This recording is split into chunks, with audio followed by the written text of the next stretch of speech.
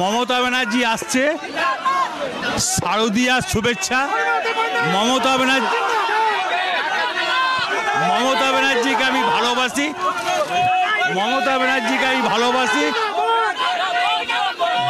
দিদি যেমন আমাকে ভালোবাসে, মমতা ব্যানার্জিকে গোটা ওয়েস্ট বেঙ্গলের মানুষ ভালোবাসে,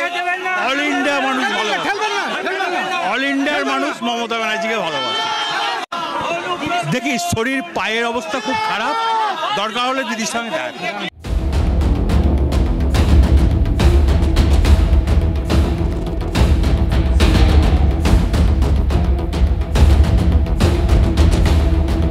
দিদি আমাকে ভালোবাসে।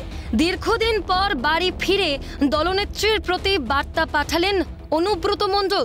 কিন্তু স্নেহভাজন কেষ্ট মণ্ডলের সঙ্গে বীরভূমে থেকেও দেখা করলেন না মুখ্যমন্ত্রী মমতা বন্দ্যোপাধ্যায়।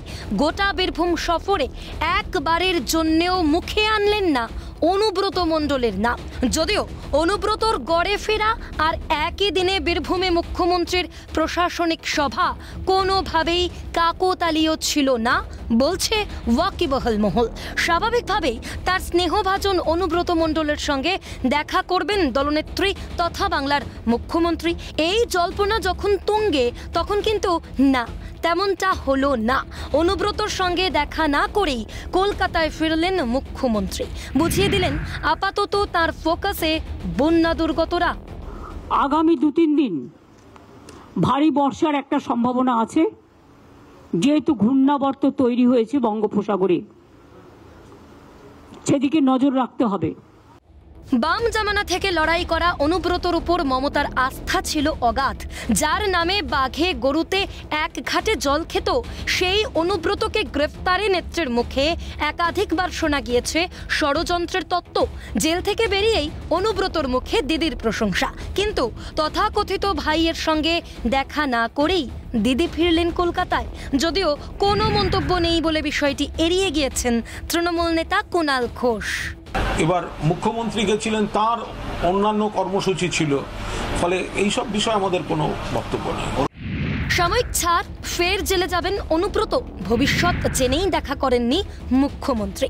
তোপ দাগতে ছাড়েননি কেন্দ্রীয় প্রতিমন্ত্রী তথা বিজেপির রাজ্য সভাপতি সুকান্ত মজুমদার। মমতা বন্দ্যোপাধ্যায় অনুব্রত মণ্ডলকে শুতে চাইছেন না দূরে রাখতে চাইছেন সে তো তিনিই বলতে পারবেন। হাজারো জেল কাটা আসামি, তো যতই লোকে হাততালি দিক আর ভাড়া করা লোকেরা, কিন্তু মানুষ তো আলোচনা করছে যে জেল খেটে চেহারাটা ফিট হয়ে গেছে। সিবিআই ইডি মিলে চেহারাখানা ঠিক করে দিয়েছে একদম।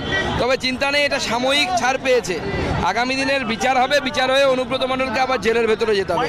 মুখ্যমন্ত্রী এই ভবিষ্যৎটা জানেন, সেই জন্য মুখ্যমন্ত্রী দেখা করছেন না। বীরভূমে থাকলেও অনুব্রতর সঙ্গে সাক্ষাৎ করলেন না মুখ্যমন্ত্রী। তবে তার সঙ্গে সাক্ষাৎ নিয়ে যে জল্পনা তৈরি হয়েছিল, তাতে আগে থেকেই খোঁচা দিয়েছিলেন বিজেপি নেতা দিলীপ ঘোষ। কটাক্ষ, তৃণমূলের কাছে এরাই গর্বের। কাছে এরাই গর্ব, এরা বাঘ, সিংহ, হাতি, কারণ সম্পত্তি আছে তো। তোপ দাগতে ছাড়েনি রাজ্যসভার বিজেপি সাংসদ শ্রমিক ভট্টাচার্য। কটাক্ষের সুরে মন্তব্য, আর চড়াম চড়াম ঠাক বাজবে না, ঠাক বাজবে তৃণমূলের বিসর্জনের। আসা যাওয়ার খেলা চলতে থাকবে, কিন্তু আর চড়াম চড়াম ঢাক বাজবে না। ঢাক বাজবে, সেটা তৃণমূলের বিসর্জনের ঢাক, শুধু সময়ের অপেক্ষা। তবে কি ভাইয়ের সঙ্গে সম্পর্কে ছেদ টানছেন নেত্রী? আরজিকর কাণ্ডের আবহে অনুব্রত যে তার স্নেহভাজন জনসমক্ষে আনতে চাইলেন না তৃণমূল সুপ্রিমো। বুঝিয়ে দিলেন দুষ্কৃতীদের তিনি প্রশ্রয় দেন না। প্রশ্ন উঠতেই জল্পনা শুরু রাজনৈতিক মহলে। সুর চড়া বিরোধীদের।